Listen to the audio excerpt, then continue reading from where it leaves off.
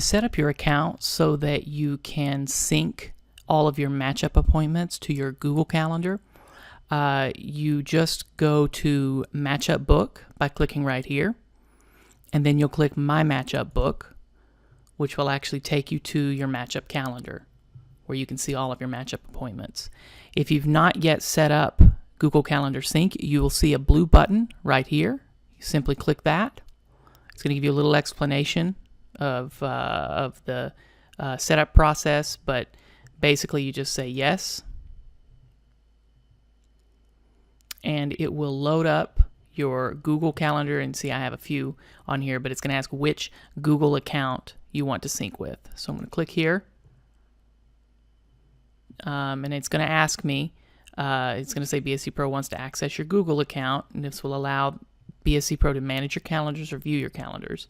As explained in the little notice that it says before, we don't actually download or look or view anything, but this is the permissions that we need to be able to sync appointments down to your Google Calendar. So you'll click Allow. That will load up. It'll bring you back to the matchup page, and then I'll see a little green check here. So if there's ever any changes that I need to make, like if you want to, you can click that and see your sync settings. You could disable Google Calendar Sync in case you want to change which account it's synced with. You can also tell it to sync existing appointments. So when you first sync, it's only going to start syncing new appointments that are created. But if you wanted to go ahead and sync all of the appointments from now moving forward, then you would click that blue button.